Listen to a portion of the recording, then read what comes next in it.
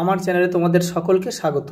আজ আমরা class 4-এর রায়াট Martin প্রশ্নবিচিত্রা থেকে বাংলার দ্বিতীয় পর্যায়ক্রমিক মূল্যায়নের 11 নম্বর স্কুল সলভ করব।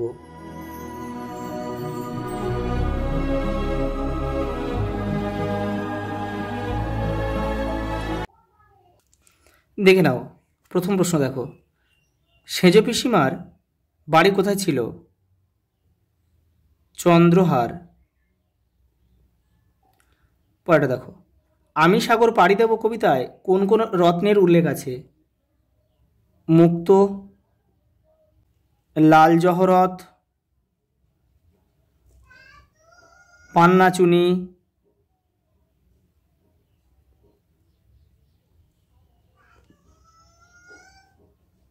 পরেরটা দেখো, উবা কিসে ওস্তাদ ছিল?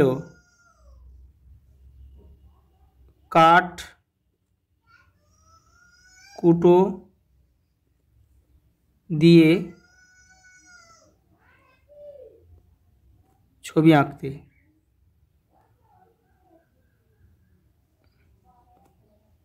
কাঠকুটো দিয়ে ছবি আঁকতে উবা ওস্তাদ ছিল। পরেরটা দেখো, বন হাঁস কি ঢাকছে? কি ঢাকছে? ডিম। ডিম শ্যাওলা দিয়ে ঢাকছে। বন হাঁস কি করছে? ডিম শ্যাওলা দিয়ে ঢাকছে। পরে দেখো,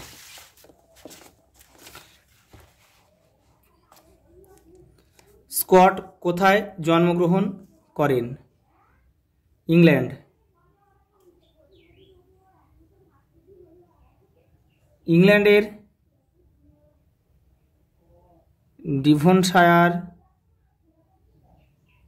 ডিভনশায়ার গ্রামে। সালটা ছিল 1868, 5ই জুন।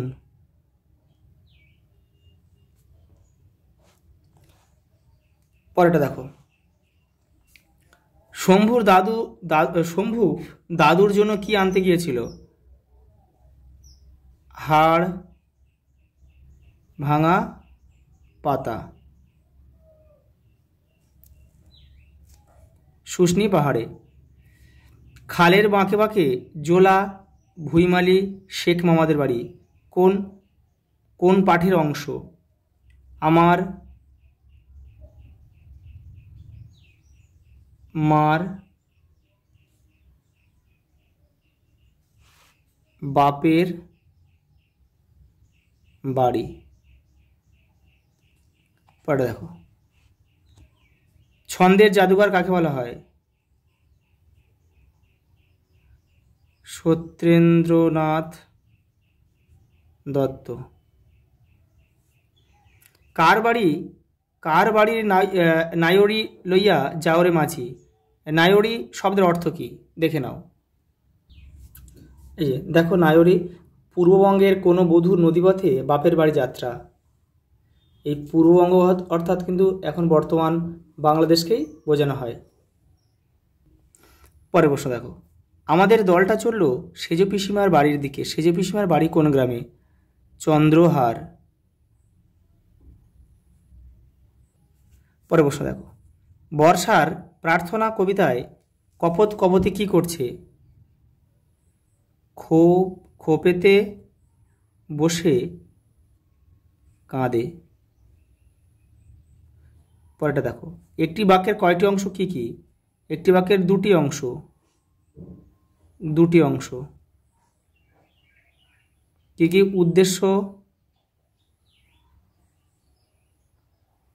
উদ্দেশ্য আর হচ্ছে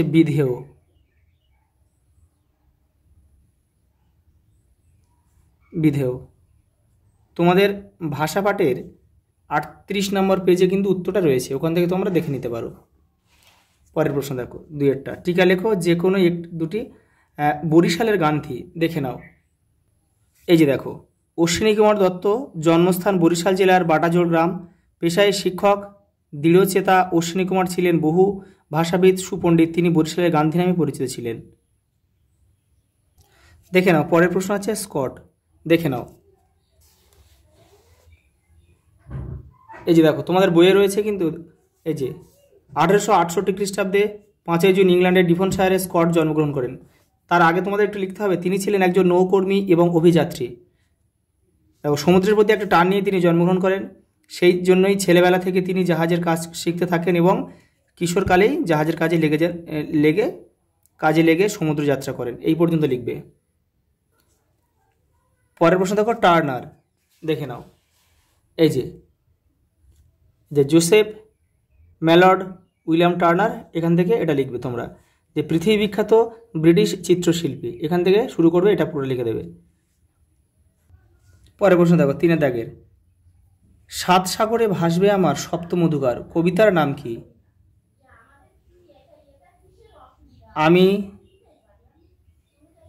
আমি সাগর পাড়ি দেব, আমি সাগর পাড়ি দেব। পরেরটা দেখো সপ্তমধুকার শব্দের অর্থ কি? দেখে নাও।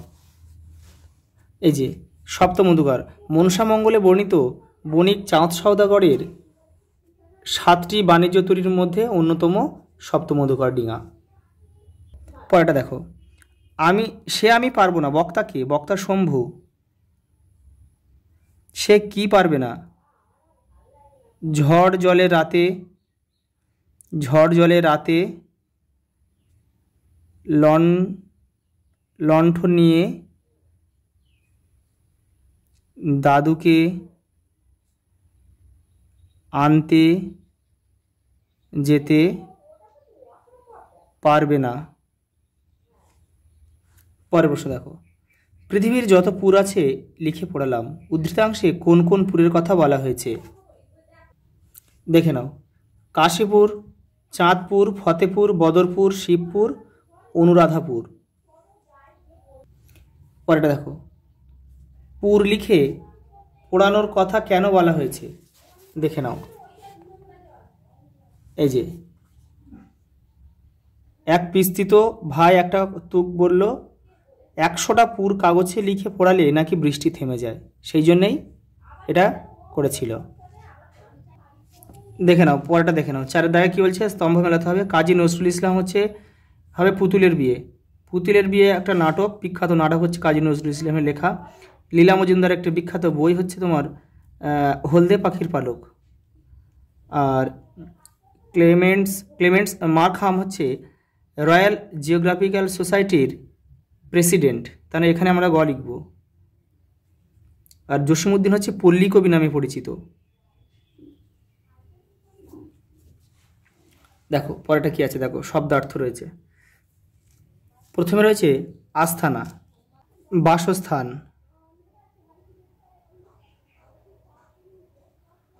তারপরে দেখো ছই,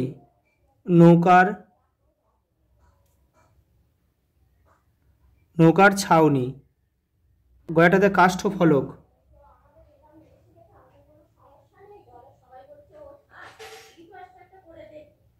কাঠের ফলক। তারপরে যে চৌপর, সমস্ত দিন বা রাত্রি। দঙ্গল মানে দল। আমাজন হচ্ছে বীর রমণী।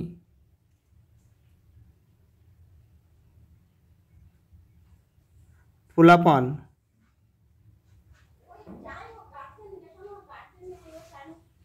ছেলে মেয়ে। সিন্ধু গাজী,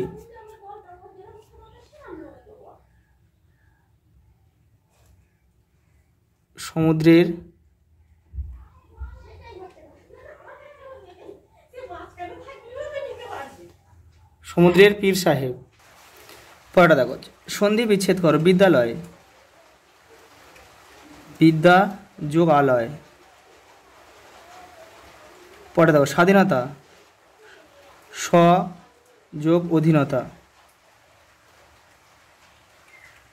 অপেক্ষা, অপ যুক্ত ইক্ষা, দীর্ঘই ক্ষয় আকার। যথার্থ, দেখো যথাযুক্ত অর্থ, যথার্থ। শুভেচ্ছা, স শুভ যোগ ইচ্ছা, শুভেচ্ছা। পরেরটা দেখো, প্রতিটি শব্দে দুটি করে প্রতিশব্দ লেখো। মানে বাগান, আমরা কি লিখতে পারি? উদ্যান, উদ্যান, বাগিচা। পৃথিবী দেখো, ভুবন, ধরণী,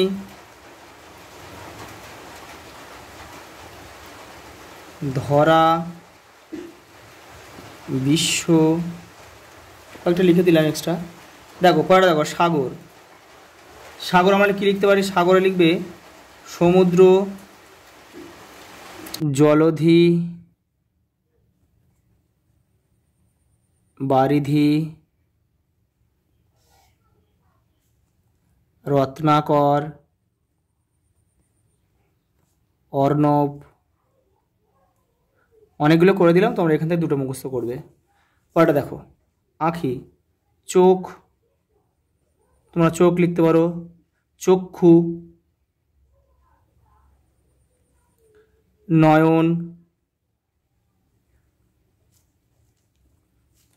পরেরটা দেখো, পরেরটা দেখো, 8 দাগে কী বলেছে? নিচের বাক্যগুলির মধ্যে থেকে কর্তা, কর্ম, ক্রিয়াপদগুলি খুঁজে বার করে লেখো। আচ্ছা, পরেরটা দেখো, দেখো কি বলছে কয়েকটা। অনিক দাদা, অনিক দাবা খেলছে, তাহলে এখানে কর্তা হচ্ছে কার সম্বন্ধে বলেছে? অনিকের সম্বন্ধে। তাহলে অনিক হচ্ছে এখানে কর্তা। কাজটা কি করছে? দাবা খেলছে, দাবাটা হচ্ছে কর্ম, আর ক্রিয়া কি? খেলছে। পরেরটা দেখো, তিমির লুকিয়ে আছে, তিমির, তিমির হচ্ছে কর্তা, আর লুকিয়ে আছে এটা ক্রিয়া।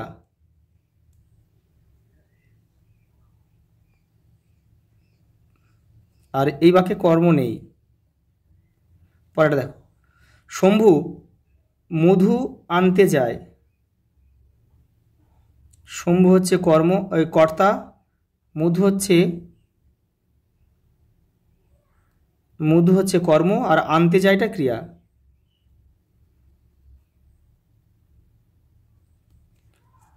দেখো পরেরটা দেখো, লিঙ্গ পরিবর্তন করো। বান্ধবী, বন্ধু, প্রতিবেশী, প্রতিবেশিনী, নেড়া, নেড়ি, চাচা, চাচি। পরেরটা দেখো, সঠিক উত্তরটির পাশে টিক চিহ্ন দাও, যে কোনো 3টি। প্রজাবৃন্দ শব্দটি বহুবচন নয় একবচন? প্রজাবৃন্দ মানে অনেকগুলো প্রজা, অর্থাৎ এটা বহুবচন। কে শব্দটি একবচন। জল শব্দটি ক্লীবলিঙ্গ। শ্রীমান শব্দটি পুংলিঙ্গ না স্ত্রীলিঙ্গ? শ্রীমান হচ্ছে পুংলিঙ্গ।